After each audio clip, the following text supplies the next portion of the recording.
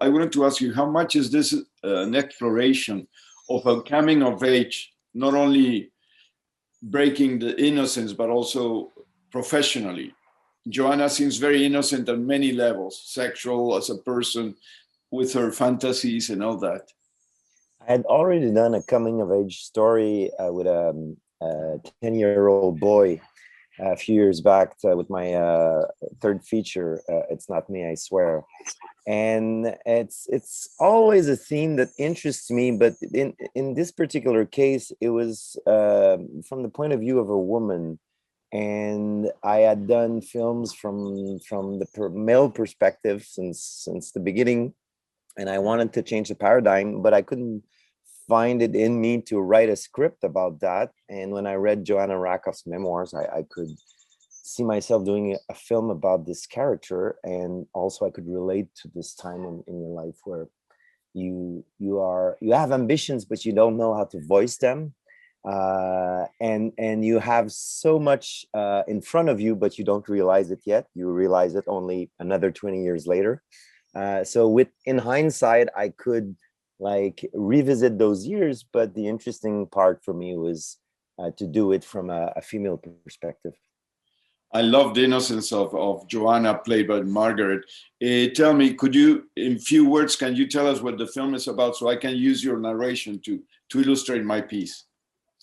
It's about a young woman who, instead of like pursuing her studies in literature, she wants to become a writer and do it as soon as possible. And she settles in New York, and but she needs to find a job, and she finds a job in a literary agency, thinking that will inspire her work as a young author, a young poet. But she soon gets caught in the work where she has to answer JD Salinger's fan mail, and Mr. Salinger didn't at that period of his life didn't respond to his mail. He hadn't responded to his mail for over 30 years.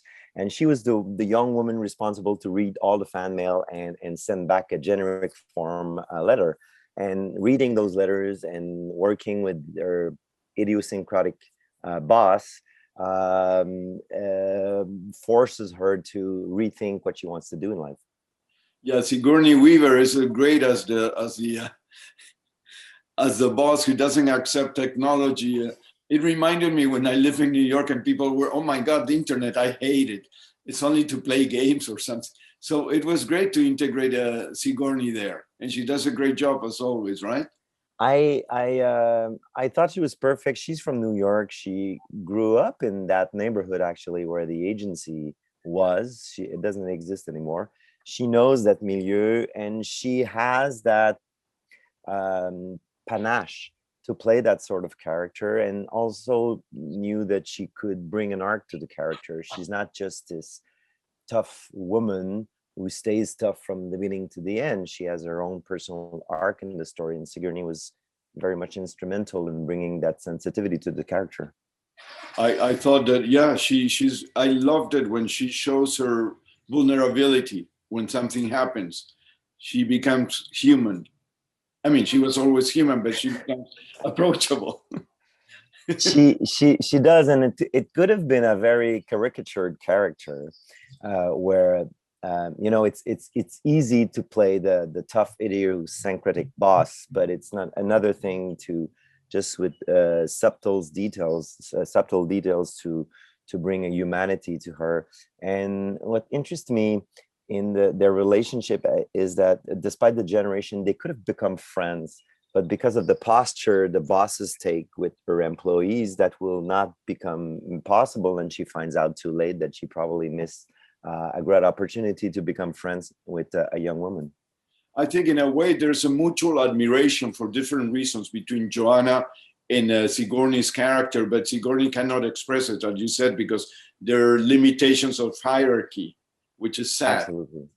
Right? Absolutely. And you know what? I think it was fun for me to work with these actresses because it kind of mirrored into who they were in real life. The Joanna Margaret Qualley is a newcomer relatively in the business, and Sigourney is such an iconic actress. And I was there when they met for the first time. We had our first meeting, the three of us, in at Sigourney's place in New York, and it was just fun to see those two actresses meet, and they had already mutual respect for each other because Sigourney had seen Margaret's work and vice versa, of course.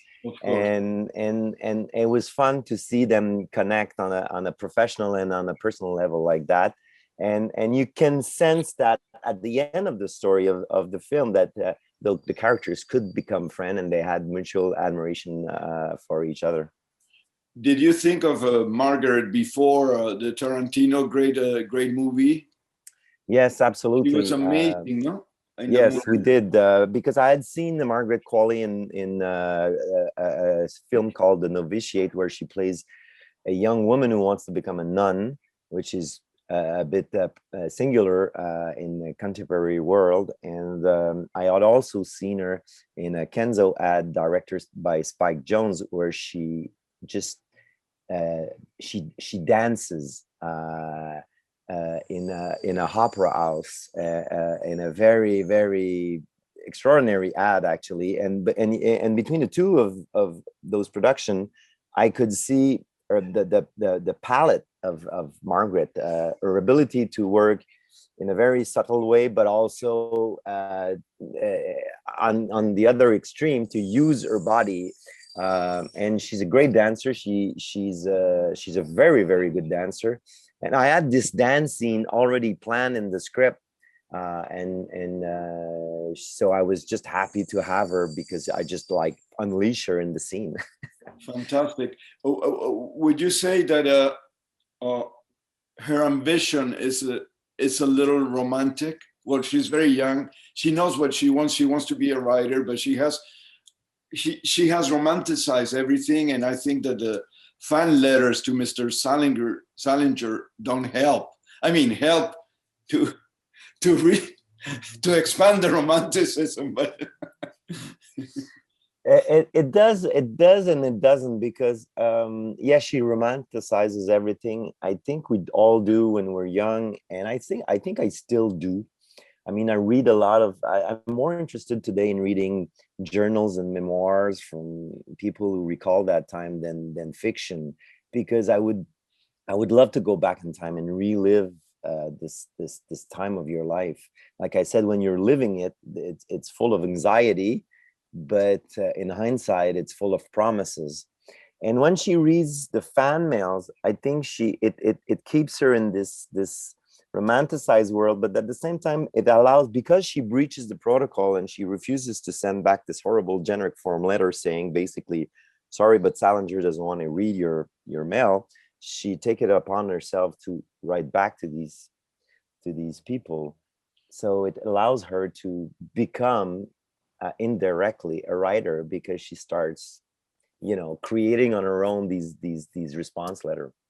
I loved it when she decides to break the rules and the protocol and decides to become a voice to all those people who adore Salinger, and she has this very big empathy.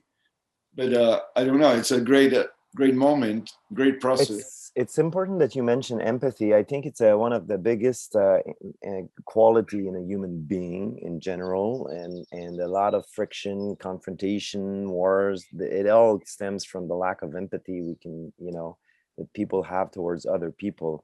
And interesting, I was wondering if in my research, if empathy was not more of a feminine quality in a way. I was wondering if a male assistant would have had that empathy to write back. Maybe I'm wrong, but it was interesting to explore that. And she champions those fans because she knows what it means to be touched by art and by a book, or it could be a painting or a music. I myself, when I was young, way before I thought that I would like direct films. Younger. Exactly. You're still young. Well, you'd be surprised. You'd be surprised. Numbers so when I was younger, I used to write. Pardon me? Numbers are numbers. Numbers are numbers. Yeah, not young in the mind. Yeah.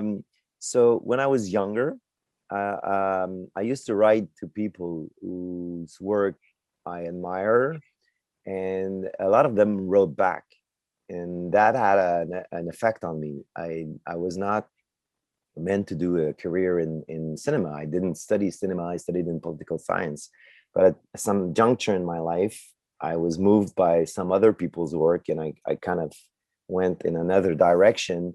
And perhaps because these people answered me, and I think the character in this movie knows that intuitively how important it is to get some sort of response.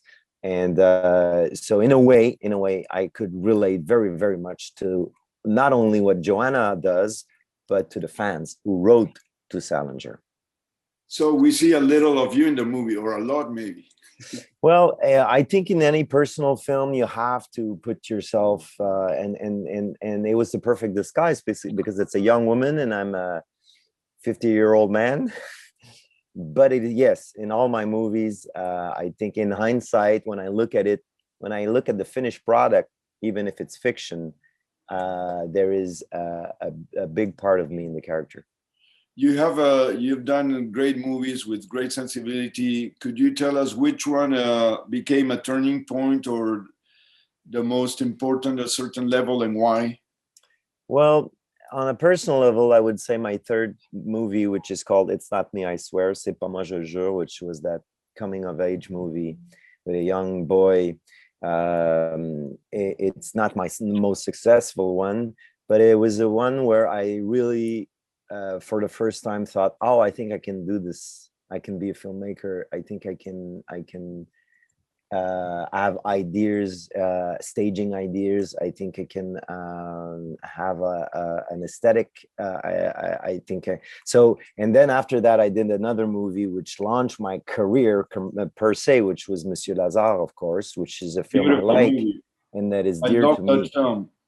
Fantastic. But and it had commercial success. But if someone asks me, I don't have time to watch movies. If I had only one movie of yours to watch, I would be It's Not Me, I Swear. I think Monsieur Lazare for me. I loved it. I understand that. I identify completely with the character and the sensibility, and living in a different world, confronting all those obstacles to be part of the new universe, the new world. So that is a thematic that is recurrent in my films. The migrant, the person that is a fish out of the bowl, the person who comes in a society and has this fresh perspective. I did it with The Good Lie. I did it with Kangorama. I did it also in a comedy, political comedy called my internship in Canada, where there was a character from Haiti. So this is a theme that's dear to me.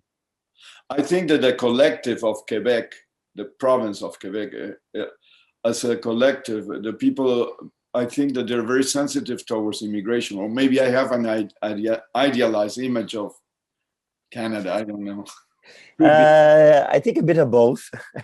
We do have like friction here regarding migrant issues, but because we are like midway in between North America, we're a gateway to America because of the St. Lawrence Riverway. We're just north of state of New York, and we're very much North American, but also European because of our language, very much turned towards Europe. I think that gives us an edge or an advantage of a different approach, different perspective. That's why I think a lot of our filmmakers also are succeeding right now on an international level. Yeah, I think it's great. I love Quebec and the culture and everything. So what's next for you? Well, speaking of migrants, I'm doing my first television series, an idea I had like 15 years ago. And it takes place on a farm with Mexican migrants. We rely a lot on Mexican migrant farmers for our produce. And I had this idea when I saw like 15 years ago a school bus full of Mexican in our farmland, and they're just like away from home, and they come here to work the land and go back to their family. And so I never had the courage to write it, and I asked a young screenwriter to write it, and she did just a beautiful job, and we're shooting it. So it's my off day today. I'm going back tomorrow to shoot. You know, I had no idea that there were a group of immigrants in Canada doing the harvest. Is that what? Yes, And but they fly, or they fly in May, with a visa? sometime April, and some of them fly back only in December. So they're here 6 months away from their family, and they send all the money back home, and they have a specific visa, and they do work that most of us can't do because it's just too hard. I mean, because of COVID, we had a lack of migrant workers this Yeah, the past summer, and so there was a lot of job offering for Quebecers, young Quebecers in the farm, and no one wanted to work there. It's just too tough. yeah. But yeah, I think we should be all grateful to people who immigrants should be included in every daily life, and they should have all the rights. Not like in America that they mistreat them. That's the object of the series. Unfortunately, a lot of migrant workers are not well treated here in Canada. I think most of them are well treated, Yeah, and our series is a dramedy. So there's a lot of humor in it, and we want to tell them a nice story around these migrant workers.